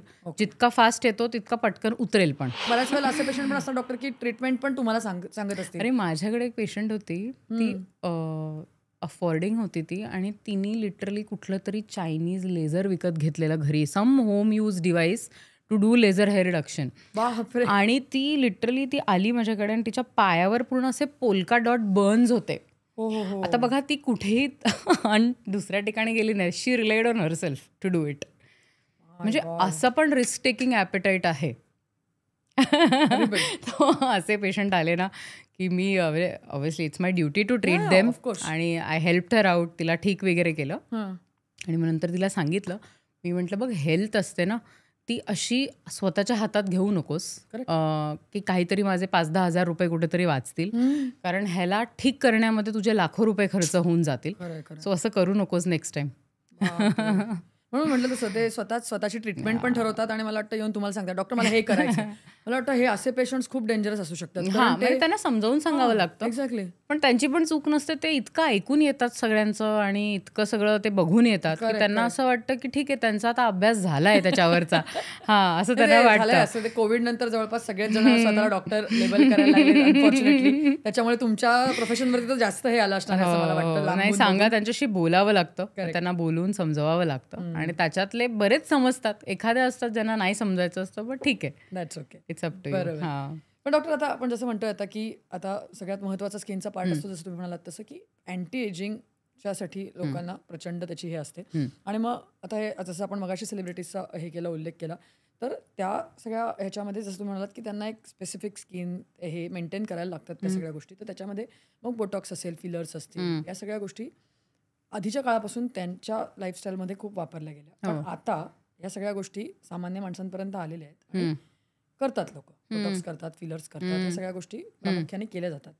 तर प्रश्न हाच आहे माझा की मग ह्या सगळ्या गोष्टी जसं तुम्ही मगाशी सांगता की कोणी कधी कशा प्रकारे केल्या पाहिजेत आणि केल्या पाहिजेत का, खरंच गरजेचं आहे. आता असं असतं की कोणाला अँटी एजिंगला घेऊन एक इमेज असते डोक्यामध्ये, किंवा चेहऱ्याच्या स्ट्रक्चरला घेऊन एक इमेज असते. करेक्ट. की मला फीचर शार्प हवेत करून, किंवा माझ्या डोळ्याखाली जे खड्डे आहेत ते मला भरून हवेत, किंवा हे जे अशी लाईन येते ती मला आवडत नाही. बरं. ओके, आता हे सगळं होणारच आहे, हे एज रिलेटेड आहेच. पण जर का तुम्हाला ते नको असेल तर मग त्याला सोल्युशन्स आहेत. अच्छा. So if you are concern whether तुम्ही त्या प्रोफेशनमध्ये असाल, युअर प्रोफेशन डिमांड्स इट, किंवा तुम्हाला स्वतःला खूप सेल्फ अवेअरनेस आहे की बाबा मला नाही आवडत असं, मग माझ्या फोटोमध्ये ते असं दिसतं तसं दिसतं, तर मग त्याला सोल्युशन्स आहेत. आणि तुम्ही योग्य ठिकाणी केलं तर तुम्हाला छान रिझल्टही भेटेल. Very nice result you will get. अच्छा. Botox is nothing, botulinum toxin आहे which is use to relax muscles. So काहीही कुठले असे लाईन्स आहेत किंवा फेसला एक इमोशनल ॲट्रिब्यूट्स असतो, आपण म्हणतो की डॉक्टर मी खूप रागीट दिसते ह्या लाईन्समुळे, किंवा डॉक्टर मी ना सॅड दिसते, आय एम नॉट सॅड पण मी सॅड दिसते असं. तर मग ते काही मसलचा प्ले असतो. एखाद्या पेशंटमध्ये एखादा muscle is more stronger than the other muscle in facial muscles also. मग ते थोडंसं बॅलन्स करून दिलं की त्यांना तो इमोशनल इम्पॅक्ट भेटतो and then they are happy. So असे पण पेशंट्स आहेत who come with very limited thing की मला एवढंच ॲड्रेस करायचं. पण काही patients are not knowing anything की doctor what do I do. मग त्यांना असं सांगावं लागतं की you are not going to की बाबा 40शीतली बाई 20 वर्षाची नाही दिसू शकत. You can definitely cut down 5 to 10 years. पण the goal of anti ageing treatment is not to look 20-year-old. The goal of anti ageing treatment is to look fresh. To not look tired, to look radiant and to look fresh is the what we want with anti-aging treatment. आणि that is achievable. आणि there are mix and matches, वेगवेगळे प्रोसिजरचे mix and match करून ते achieve करता येतं असं आहे. आणि अफोर्डेबिलिटी असते पेशंट्सची, ते करतातही, त्यांना पटलं व्यवस्थित तर. आणि they are safe to do. Again qualified people doing it, it is very safe to get it done. आणि असं नाही आहे की ते करून कोणाचा काही हार्म होतो. They are so harmless, relatively harmless, relatively very less complication rates आणि चांगल्या ट्रीटमेंट्स आहेत. पण अगेन ओव्हरडू केल्याने पण ते चांगलं दिसत नाही. सो काही पेशंट्सना असं वाटतं की लिटरली एखाद्या ॲक्ट्रेसचा फोटो घेऊन येतात की डॉक्टर हे ना हे असं अशी जॉलाईन करून हवी आहे असं. तर ती त्या ॲक्ट्रेसला खूप सुंदर दिसते पण ती तुला चांगली दिसेल का. तर तुमचा फेस कसा आहे, तो सर्क्युलर आहे, ट्रँग्युलर आहे, स्क्वेअर आहे, रेक्टँग्युलर आहे, ओव्हल आहे, त्याप्रमाणे तुझ्या स्किनमध्ये मी काय तुला ॲड करून देऊ शकते की you yourself will look more better. Not that you should look like somebody else. Like तू बघितलं असेल आजकाल इंटरनॅशनल ह्याच्यामध्ये मीडियामध्ये they are mocking a filler face और यू नो की अरे you know everybody is looking the same, किंवा everybody is looking like Kim Kardashian, something like that. तर that is very sad. That is the sad part of aesthetics. Because like you have to look different ना. तुमचा जो वेगळेपणा जो आहे तो preserve करून काय आपण एनहॅन्स करू शकतो, that is the correct anti ageing according to me. आणि the same ethos I follow, म्हणजे माझ्या क्लिनिकमध्ये तरी. म्हणजे I don't give what they want, I will give it to them if it really going to look good on them. Correct. म्हणजे जसं मगाशी म्हटलं असं पेशंटने ट्रीटमेंट ठरवायची नाही, डॉक्टरला ठरवून द्यायचं की काय त्यांना गरजेचं आहे. पण डॉक्टर अँटी एजिंग ट्रीटमेंटमध्ये काय होतं बऱ्याच वेळेला, म्हणजे एक असं नोशन असतं की एकदा ह्या ट्रीटमेंट चालू केल्या की मग त्या घेत राहाव्या लागतील. किंवा बऱ्याच वेळेला कॉमन माणसाचा प्रश्न असू शकतो हा की आत्ता मी ही ट्रीटमेंट घेतली आहे, म्हणजे टाईटनिंग असेल, स्किन टाईटनिंग असेल किंवा व्हॉट एव्हर, आणि मग त्याच्यानंतर ती थांबवली ट्रीटमेंट की मला परत सुरकुत्या येतील का, किंवा परत रिबाउंड त्याचा होईल का. येस, कारण डेफिनेटली परत येणार, कारण ageing is a continuous process. हां, तर when we do anti ageing त्याच्यामध्ये आपण तो process for some period of time त्याला फ्रीज करू शकतो. जसं मस्क्युलर हे जे इम्प्रिंट्स आहेत ज्या मसल्समुळे आपल्या स्किनवर उठतात, तर तुम्ही तेवढ्या वेळ करता जर का तो मसाल रिलॅक्स करून ठेवला तर ते इम्प्रिंट्स 4-1 महिने तरी बनणार नाहीत. त्यामुळे you freeze your ageing for that much time, but it's going to come back. कारण आणि मला असं वाटतं की प्रत्येक प्रोसिजर ही रिव्हर्सिबलच असावी. अच्छा, असं कधीच नको की मी हे अमुक टमुक गोष्ट टाकली आहे माझ्या चेहऱ्यामध्ये आणि ती फॉरएव्हर तशी राहील. कारण ती आज चांगली दिसते, बरोबर, उद्या ती तिकडे चांगली दिसेल की नाही ह्याची गॅरंटी नसते. त्यामुळे I feel anti ageing procedure should be short term वाले. 4 months करता असं दिसेल, 6 months करता, 12 months करता. They should be reversible, they should be redoable. आणि then only can you actually work with the patient. आणि म्हणजे जसं त्याचं बदलतं वय आहे, स्किन आहे, हेल्थ आहे, त्याप्रमाणे ते करता येतं. अच्छा. पण जसं आपण आता म्हणतोय की मगाशी तुम्ही पिगमेंटेशनचा उल्लेख केला की बऱ्याच बायकांना त्याचा प्रॉब्लेम होतो. डार्क सर्कल्स हा पण एक बायकांचा मोठा कन्सर्न असतो, आणि त्याच्याबद्दल त्या खूप हे असतात, म्हणजे भाऊक असतात की डार्क सर्कल्स आलेत, मला काहीतरी करायचंय. आणि मग अशा वेळेला जेव्हा तुमच्याकडे येतात त्या, तेव्हा बऱ्याच वेळेला म्हणजे, आणि तुमच्याकडे आलं तर ठीक आहे की तुम्ही त्यांना एक प्रॉपर रेजिमेन द्याल किंवा काय, आजकाल त्याच्यासाठी सुद्धा रेटिनॉल स्वतः चालू करतो. काय सांगाल रेटिनॉल बद्दल, काय सांगाल, किंवा ओव्हरऑल डार्क सर्कल बद्दल? रेटिनॉल तर ना आईसच्या अवतीभोवती नाहीच वापरायला पाहिजे, कारण खूप पातळ त्वचा असते डोळ्याभोवती. आणि रेटिनॉल हा चांगला मॉलिक्यूल आहे, चांगला अँटी एजिंग मॉलिक्यूल आहे. पण त्याचा उपयोग जर का आपण कुठल्याही कॉन्सन्ट्रेशनमध्ये जर का अराउंड आईज वापरला तर त्यांनी म्हणजे अजून ड्रायनेस येऊन आणि एक्झिमा किंवा इरिटेशन, डर्मटायटिस ज्याला आम्ही म्हणतो की इरिटेशन ऑफ स्किन, हे होऊ शकतं.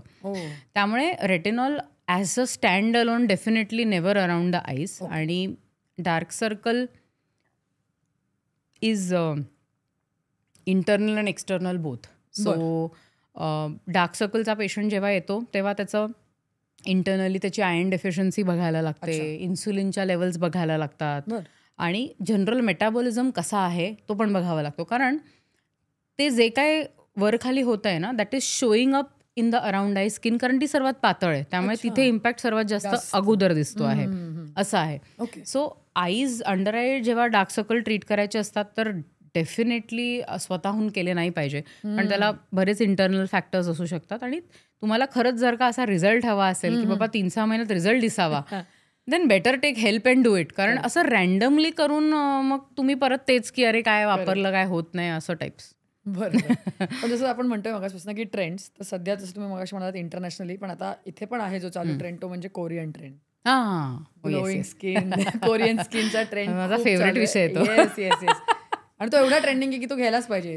तुम्ही आले म्हटल्यानंतर तुम्हाला विचारणं भाग आहे. काय सांगाल, हा ट्रेंड बद्दल काय सांगाल आणि कसा इम्पॅक्ट करतो या लोकांना? सो असंच झालंय की एथनिसिटीज लोक विसरून जातात की आपण कुठे जन्म घेतला आहे आणि आपलं जेनेटिक काय आहे. त्याप्रमाणे again another case of expectation misalignment. So मला असं वाटतं की इंडियन स्किन का नाही ट्रेंड होत. खरं. सो आता कोरियन स्किनचं असं आहे की त्याच्यात सर्वात जास्त जो कॉन्सेप्ट विकला जातो तो आहे ग्लास स्किन. Glass skin. आता ग्लास स्किन ना हे एक इल्युजन आहे, हा दृष्टीभ्रम आहे. हो ना. म्हणजे मी जर का असं एकदम असं जेल बेस्ड असं मॉइश्चरायझर खूप लावलं असं थोपून आणि मग एका लाईट सोर्सच्या समोर मी बसले आणि मग असा फोटो काढला किंवा व्हिडिओ काढला तर माझी ग्लास स्किन दिसेल, कारण तो लाईट असा रिफ्लेक्ट होतो as if getting reflected from a glass. पण ग्लास स्किनवाला मनुष्य असं 24 तास ग्लास स्किन करायचा नाही दिसू शकत. म्हणजे it will be very odd. तुम्ही इमॅजिन करा, तुम्ही म्हणाल रे काय चिकट चिकट दिसतंय, okay, that is what the illusion is. पण ते ना व्हिडिओजवर दिसायला आणि त्या इन्स्टा फीड्सवर दिसायला ते असं वाटतं की काय काय काय म्हणजे असं.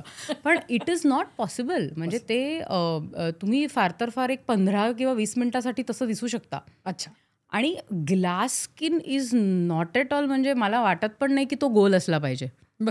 I think it's a inappropriate goal in to start with. पण आजकालच्या यंगस्टर्समध्ये प्रचंड नाही, त्यांना फार समजवायला लागतं. त्यांना समजवायला लागतं की नाही पॉसिबल आहे तसं आणि तुम्ही ते त्याला बळी पडू नका, कारण तुम्ही फक्त डिसअपॉइंट व्हाल त्याच्यामधनं, बाकी काही येणार नाही तुमच्या हाती. खरं. हां, आणि you should rather aim for healthy skin, no glass skin.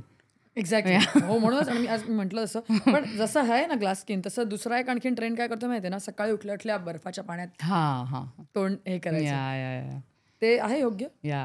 नाही, मी तरी ते रेकमेंड करत नाही किंवा मी ते स्वतःही करत नाही कधी. बिकॉज त्यांचं असं म्हणणं आहे की पफिनेस बॉडी लाईक स्किनमधला कमी होतो वगैरे, पण मला असं वाटतं की ते खूपच म्हणजे पेनफुल आहे. जास्त अग्रेसिव्ह नाही वाटत?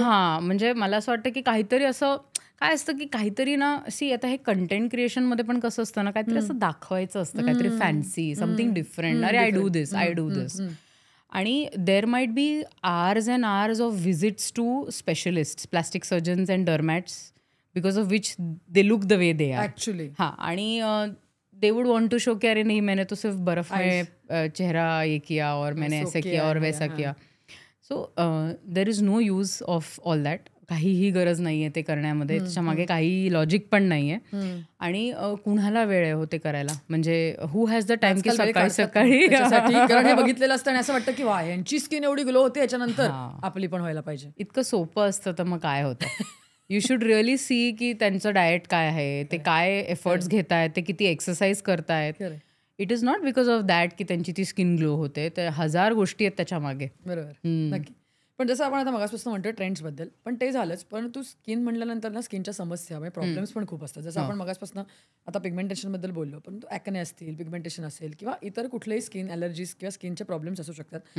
अशा वेळेला तर डॉक्टरांकडनं जाणं आणि मेडिकल ट्रीटमेंट घेणंच गरजेचं. मग असे पेशंट जेव्हा तुमच्याकडे येतात तेव्हा एक नॉर्मल त्यांची जी केअर आहे किंवा त्यांची ट्रीटमेंट प्रोसेस असते ती साधारण कशा प्रकारे असते?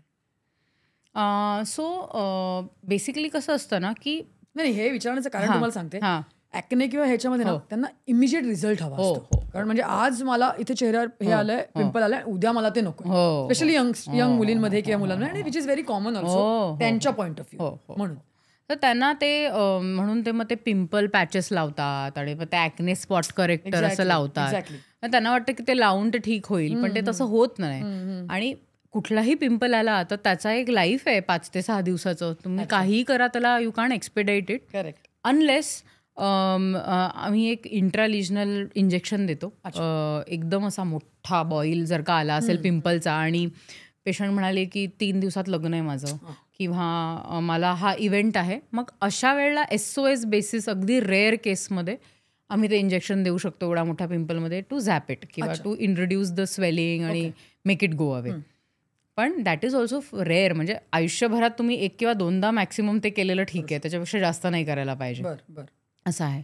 आता हेच आहे ना, जे पेशंट माझ्याकडनं असं एक्सपेक्टेशन घेऊन येतात की डॉक्टर मला 7 दिवसात हे करून हवं आहे, मला 15 दिवसात हे करून हवं आहे.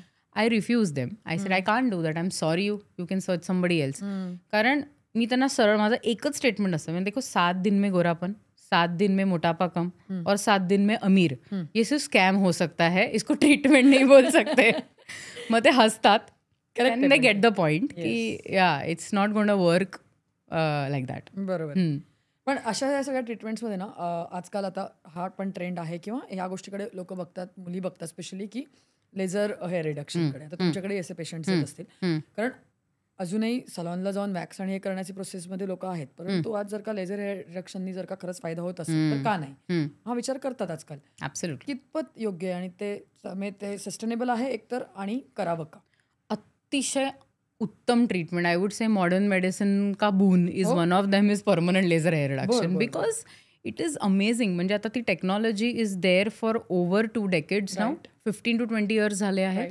आणि the machines are only getting more sophisticated आणि more better to give results. आणि खूपच छान. म्हणजे खूप सुरुवातीला जेव्हा ते आलं होतं तेव्हा जरा थोडंसं पेनफुल होतं. आता तर ते कम्प्लिटली पेनलेस ट्रीटमेंट आहे. Very nice. 80% रिडक्शन हेअरमध्ये होऊ शकतं कम्प्लिटली. आणि थोडेफार केस राहतात शिल्लक. त्याच्यासाठी either they can shave it off or they can do some maintenance sessions once in 6 months or once in a year, की ते पण चालले जातील. Only problem happens is if you have hormonal problem. म्हणजे जर का PCOD असेल तुम्हाला किंवा खूप फ्रँक हॉर्मोनल इश्यूज असतील तर मग कदाचित चेहऱ्याचे जे केस आहेत त्याला अधूनमधून मेंटेनन्स लागू शकतो. कारण जसं लास्ट टाइम मी तुला म्हणालेस की एका बाईच्या आयुष्यात ते हॉर्मोन वर खाली होणं हे खूप जास्त फ्रिक्वेंट आहे. म्हणजे at any point of time ना तुम्ही फक्त 5 वर्षाची गॅरंटी घेऊ शकता की बाबा 30 ते 35 हे राहील, 35 ते 40 वेगळं, 40 ते 45 वेगळं, 45च्या पुढे वेगळं, अगदीच वेगळं. म्हणजे असंही आहे. त्यामुळे म्हणजे मला विचारायचा उद्देश होता याच्यामागे की स्किनवरती याचा काही निगेटिव्ह इम्पॅक्ट असं नाही. काही नाही. म्हणजे बरेच पेशंट कन्सर्न डिस्कस करतात की डॉक्टर पुढे कॅन्सर होईल का आम्हाला किंवा असं होईल का. नाही, तसं काहीही होणार नाहीये. कारण ह्या ज्या सगळ्या वेव्हलेन्थ्स आहेत ना, म्हणजे ह्या सगळ्या लाईटच्या वेव्हलेन्थ्स आहेत आणि they R within the visible spectrum. Visible spectrum म्हणजे आपला जो विबग्युअर लाईट आहे, जो लाईट आहे त्याला स्प्लिट करून आपण विबग्युअर रेंजमधलेच ते सगळे वेव्हलेन्थ्स असतात. आणि they are very good for our hair. आणि म्हणजे हेअर अनवॉन्टेड हेअरसाठी चांगले आहेत. आणि त्यांनी काहीही कॅन्सर होत नाही किंवा काही होत नाही. If you do it at the right place, चांगल्या ठिकाणी जर का तुम्ही केलं तर तुम्हाला उत्तम रिझल्टही मिळेल त्याचा. आणि ते इट्स अ गुड ट्रीटमेंट. म्हणजे मला तर असं वाटतं की ते करायला हवं. छान आहे ते. After the age of 17 or 18 I think most people who want to get rid of their hair can avail of this treatment. Great. नक्की हे सांगणं खूप गरजेचं होतं. कारण मी जसं म्हटलं असं लोकांच्या मनामध्ये ह्या अशा शंका असतात. जसं तुम्ही कॅन्सरचा उल्लेख केला, बऱ्याच वेळेला त्याच डोक्यात गोष्टी येतात आणि मग लोक थांबतात कुठेतरी, नाही करत त्या गोष्टी. आणि तुम्ही म्हणालात तसं की मॉडर्न मेडिसिन हा आपल्याला बून आहे, तर त्याचा कशा प्रकारे कुठे वापर केला पाहिजे हे समजावून सांगणं खूप गरजेचं आहे. आणि त्या दृष्टिकोनातूनच आपण बोलतोय. पण डॉक्टर, बऱ्याच वेळेला ना, म्हणजे आमच्या लहानपणापासून आम्ही असं ऐकत आलोय की आपल्या चेहऱ्याची स्किन स्पेसिफिकली आपल्या गटशी खूप रिलेटेड असते. म्हणजे आता आजीच्या काळात असं म्हटलं जायचं, तुझं पोट साफ असेल तर तुझी स्किन छान दिसते. अगदी बरोबर आहे. तेच विचारायचं. येस. आणि आजही रिलेव्हंट आहे का? हो, येस, इट इज रेलेव्हंट. म्हणजे जर का आपल्याला कॉन्स्टिपेशन असेल किंवा आपलं डायजेशन चांगलं नसेल तर अशा लोकांना शक्यतो खूप मोठ्या साईजचे पिंपल्स येतात. आणि इट इज व्हेरी ट्रू. आणि जे पण मोठ्या साईजचे पेशंट्स असले ना पिंपल्सवाले, त्यांना विचारलं ना की तुमची गट हेल्थ कशी आहे, डेली तुम्हाला व्यवस्थित होतं का, कॉन्स्टिपेशन आहे का किंवा काही प्रॉब्लेम, ब्लोटिंग वगैरे आहे का, they will come up with one or the other problem की हो डॉक्टर आय कांट डायजेस्ट दिस, हे ते सगळ्या गोष्टी. सो कुठलाही इन्फ्लमेटरी पिंपल म्हणजे असा मोठा पस भरलेला पिंपल असेल तर first before even prescribing antibiotic मी पहिले त्यांची गट जी आहे ती नीट करते. आणि त्याच्यातच ऑलमोस्ट बरेच 80% of the people become okay in that only. So गटशी भयंकर रिलेटेड आहे स्किन हेल्थ. नक्की, फारच. बरोबर. पण जसं मी म्हटलं की हे स्किन केअरसाठी बऱ्याच गोष्टी केल्या जातात. त्याच्यामध्ये सगळ्यात मोठा पार्ट ना सप्लिमेंट्सचा पण असतो. म्हणजे आपण हे प्रोडक्ट्सबद्दल बोललो ते ठीक आहे, पण या सप्लिमेंट्स पण बऱ्याच वेळेला लोक एक तर सेल्फ मेडिकेट पण करतात. जसं तुम्ही मगाशी व्हिटॅमिन सीचा उल्लेख केला, व्हिटॅमिन सी घेणं तर आहेच, पण त्या व्यतिरिक्त पण अशा बऱ्याच सप्लिमेंट्स घेतल्या जातात. तर त्या कितपत योग्य आहेत किंवा ॲज अ डॉक्टर या सप्लिमेंट स्किनसाठी घेणं आहे का, गरजेचं आहे का, आणि तुम्ही स्वतः पण प्रिस्क्राईब करता का गरज असेल तर? So health supplements me first 2 decades of life म्हणजे जनरली 1 to 10 or 10 to 15 yearsचे जे आहेत ना त्यांना नाही एवढं सप्लिमेंट्स देत. कारण रिझन असं असतं की जनरली घरचं जेवतात, आई कंट्रोल करत असते त्यांचं सगळं डाएटचं एन्व्हायरमेंट, मग हे खा ते खा ते खा, आणि ते त्या ऐकण्याच्या एजमध्ये पण असतात आपल्या आईच्या की बाबा हे घेतलं, हे खाल्लं, भाजी खाल्ली, हे केलं. पण जसं जसं त्यांचं ग्रॅज्युएशन आणि ते पुढच्या दुसरीकडे वाटचाल करतात तसं तसं ते त्यांचं डाएट त्यांच्या हातात घ्यायला लागतात. मग ते डाएट ऑफ कन्व्हिनियन्स होतं की मग मला सकाळी वेळच नाही मिळत, मग मी डायरेक्टली दुपारीच खातो किंवा मग मी खातच नाही, मी संध्याकाळीच खातो. हे जेव्हा व्हायला लागतं तेव्हा डेफिशियन्सी व्हायला लागते. सो मग कॉमनली सुरुवातीला जेव्हा डेफिशियन्सी होते तर ती सर्वात पहिले स्किन आणि हेअरलाच येते. कारण जसं मी सांगितलं की बॉडी ज्या वेळेला नरिश होते त्यावेळेला स्किन आणि हेअर थोडंसं एंडला मिळतं त्यांना न्यूट्रिशन वगैरे. कारण body focuses on important organs first की बाबा kidney, liver, brain, all this is more important. आणि मग उरलं तर बाबा स्किन अँड हेअर असं.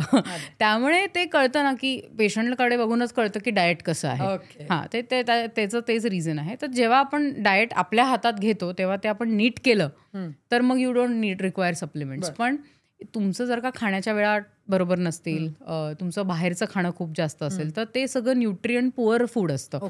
पोट भरतं पण न्यूट्रिशन पूर्ण नाही मिळत. तो एक प्रॉब्लेम आहे. आणि थर्ड इज की बाहेरच्या जेवणामध्ये जे आहे ते पामोलिन ऑइल किंवा ऑलरेडी बनवलेलं जे असतं ते स्टेल फूड असू शकतं. बऱ्याच गोष्टी असतात. त्यामुळे फूड क्वालिटी आणि न्यूट्रिएंट व्हॅल्यू ह्या दोन्ही मॅटर करतात. करेक्ट. आता त्याच्यात मग जर का patient if the patient can help it की पॉसिबल आहे की बाबा 2दा ॲटलिस्ट मी घरचं खाऊ शकतो तर मग it is okay to work around that. पण समजा पेशंट्सना पॉसिबलच नाही आहेत आणि असे बरेच प्रोफेशन्स आहेत जे त्यांना पॉसिबल नाही आहे. करेक्ट. तर मग त्या लोकांना थोडेसे सप्लिमेंट्स द्यावे लागतात. कारण पण सप्लिमेंट्स मी पण प्रिस्क्राईब ब्लाइंडली नाहीच करत. मी त्यांना म्हणते हे एवढे ब्लड टेस्ट पहिले करून या, मला बघू द्यात किती डेफिशियन्सी आहे, त्याप्रमाणे मी सांगेन तुम्हाला किती दिवस घ्यायचे इथे असं. बरं. पण म्हणजे मला थोडक्यात विचारायचा उद्देश हाच आहे जाता जाता की डाएटचा एकूणच सप्लिमेंट्स किंवा डाएटचा स्किनशी रिलेटेड किंवा त्याचा हे किती असू शकतो, फोकस किती असला पाहिजे आणि असू शकतो. खूप खूप फायदा आहे आणि सप्लिमेंट्स शॉर्ट टर्ममध्ये वापरून आपल्याला खूप बेनिफिट्स घेता येतात. पण त्याचा अनरेग्युलेटेड वापर नको. तुम्हाला परत रिपीट जरी करायच्या असतील त्या सप्लिमेंट्स तरी परत तुमच्या डॉक्टरना जाऊन भेटून त्यांच्याकडनं परत प्रिस्क्रिप्शन घेऊन त्या घ्या. कारण बरेचसे असे रँडम ब्रँड्सचे मल्टीव्हिटॅमिन्स वगैरे मिळतील आणि तुम्ही चेक कराल त्यांचं कंटेंट तर खूप ओव्हरली प्राइस्ड आणि तेवढं न्यूट्रिशन पण त्याच्यामध्ये नसतं. पण खूप फॅन्सी पॅकेज केलेलं असतं आणि आपल्याला वाटतं काय छान आहे पण नाही असतं त्याच्यामध्ये असं का. त्या मला असं वाटतं की काही तुम्हाला लावायचं असेल, घ्यायचं असेल तर थोडंफार तरी ॲटलिस्ट ते तुम्ही विचारूनच करायला पाहिजे. रिपीट करायचं असेल तरी विचारा, फर्स्ट टाइम करायचं असेल तरी विचारा. बरं. थोडक्यात जाता तुम्हाला विचारायचं आहे मला की एक छोटेसे क्वेश्चन मला वाटते की जसं तुम्ही मगाशी म्हणाला होतात तसं, पण फेस वॉश की सोप काय योग्य, काय वापरावं? 80% फेसवॉशला मार्क्स देईन, 20% सोपला. रिझन असं आहे की माझ्याकडे बरेचसे पेशंट अत्यंत ऑइली स्किन घेऊन येतात आणि म्हणजे फेसवॉश त्यांच्या स्किनला असा पूर्ण डिग्रीज करूच नाही शकत. अच्छा. हां, तर असे पेशंट्स आहेत की त्यांना थोडाफार तो सोप असेल ना तर देन दे फील क्लीन. आणि ते जर का मला म्हणाले की डॉक्टर मी हे ना गेले इतके वर्ष वापरतो आणि it's working fine for me, then I don't change it. पण इफ दे से की नाही मला हा कन्सर्न होतोय किंवा then I switch them over to face wash. So असं नाही आहे की सोप इज ऑल बॅड. मला तर असं वाटतं की जर का तो कोणाला सूट, जास्त करून मेल्सना तो सूट होतोच. कारण जसं मी सांगितलं की थिकर स्किन आणि युजली फार काय असा इश्यू होत नाहीत त्यांना हॉर्मोनल, त्यामुळे इट वर्क्स फॉर देम. पण ड्राय स्किन साईडला तुमची जर का स्किन असेल तर मग सोप डेफिनेटली डिहायड्रेट करेल तुमच्या स्किनला. दुसरा प्रश्न म्हणजे आता सनस्क्रीनच्या बाबतीतला किती SPF खरंच असलं पाहिजे आपल्या स्किनच्या प्रमाणे आणि आपल्या क्लायमेट प्रमाणे? डे टू डे जर का सन एक्सपोजर तुम्ही बघितलात ना, म्हणजे काय तर घरातनं निघणे, ऑफिसमध्ये पोहोचणे, दिवसभर ऑफिसच्या आतमध्ये, फार तर फार लंच नंतर थोडा वॉक घेतला आणि कमिंग बॅक होम, तर तेव्हा तर ऑलमोस्ट सनसेटच झालेला असतो मुंबईसारख्या ठिकाणी किंवा इतरही आपण भाग बघितले महाराष्ट्राचे, तरी पण साधारण तसेच रुटीन असतो. आता तुम्ही वर्किंग असाल, ऑफिसला येणारे जाणारे, तर SPF 30 पण इनफ आहे तुम्हाला. तुम्ही जर का फील्ड जॉबवाले असाल की बाबा मी फील्डवर असतो कंटिन्युअसली फील्डमध्ये, देन थोडा stronger sunscreen with SPF 50 PA++. Is important.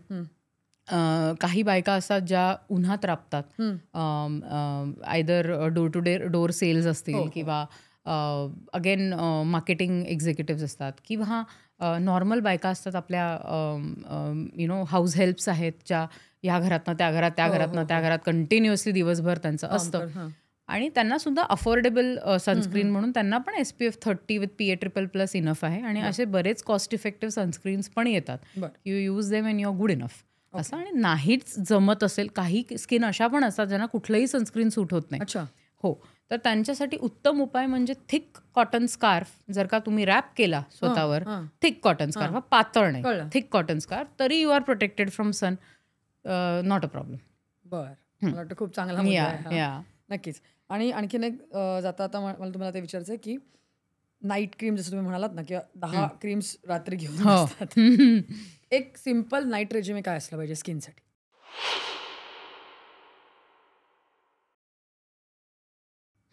So night रेजिममध्ये आपण त्याला डिवाइड करू in 3 phases of life. Super young, young आणि मच्युअर. सुपर यंग म्हणजे first 2 decades of life. Young म्हणजे आपण 30-40 पकडू आणि मच्युअर म्हणजे अबाव 40 पकडू. तर first 2 decades of life just a mild gel based moisturiser, नुसतं ॲलोवेरा जेल लावलं तरी इज गुड इनफ. 20s आणि 30s आणि 40s if you ask me, then definitely थोडंसं स्किनच्या गरजा डिपेंड करतात, कारण आता ह्याच्यामध्ये हॉर्मोन प्लेमध्ये आलेले आहेत सगळे. तर depending on your skin type, if you have oily skin, very gel based किंवा सिरमी moisturiser followed by a good night cream. Night cream म्हणजे रेटिनॉल अगदी त्या वयोगटात चालेलच असं नाही. तुमचं लग्न झालेलं असेल, तुम्ही कन्सीव्ह करायचं ट्राय करत असाल, तर रेटिनॉलपासून फार लांब राहायला पाहिजे. सो अशा वेळेला त्या वयोगटात, कारण प्रेग्नन्सी आणि हे सगळे फेजेस असतात, त्यामुळे if you are not married then retinol is okay after the age of 30. पण तुम्ही मॅरिड असाल with no kids, then don't take retinol. रेटिनॉलच्या ऐवजी बरेच चांगले दुसरे मॉलिक्युल्स आहेत, ग्लायकॉलिक ॲसिड, लॅक्टिक ॲसिड, जे पण अँटी एजिंग करतात. रेटिनॉलच करायला पाहिजे, वापरायला पाहिजे असं नाही आहे. आणि definitely mature skin types is above 40, thicker moisturiser, आणि even a retinol cream which is in cream base, not in serum base. So as you move from young age to mature age, it's basically you start off with very thin products and you move on to very creamy products. That's the general rule. बरं, नक्कीच. म्हणजे आपण जर का बघितलं तर एक थोडक्यात सुद्धा हे सगळ्या गोष्टी आपण आटपू शकतो. पण जसं आपण मगासपासून म्हणतो डॉक्टर, की कुठे करायचं, कधी करायचं आणि कोणाच्या मॉनिटर करायचं, म्हणजे कोणी केलं पाहिजे ते, हे जर का गोष्टींवरती आपण व्यवस्थित कॉन्सन्ट्रेट केलं, तर आपण जे अचीव्ह करायला बघतोय एक निरोगी स्किन, ती आपण नक्की अचीव्ह करू शकतो. 100%. डॉक्टर, मला वाटतं रुबरू विथ अनूमध्ये तुम्ही आज येऊन या बऱ्याच गोष्टी छान प्रकारे क्लॅरिफाय केल्यात. बरेचसे मिथ आज आपण घालवण्याचे प्रयत्न केलेले आहेत आपल्या या पॉडकास्टच्या माध्यमातून. त्यामुळे thank you so much. Thank you so much अनु, खूप मजा आली मला. Thank you for inviting me. Thank you so much. तर रुबरू विथ अनूमध्ये या विषयासह आता आम्ही इथेच थांबणार आहोत. परंतु तुम्हाला देखील असंच चांगलं कंटेंट ऐकायचं असेल, पाहायचं असेल, तर एलिगंट आय मीडियाच्या यूट्यूब चॅनलला सबस्क्राईब करा. आणि त्याचबरोबर आजचा एपिसोड तुम्हाला कसा वाटला हे कमेंट सेक्शनमध्ये नक्की सांगा. थँक्यू.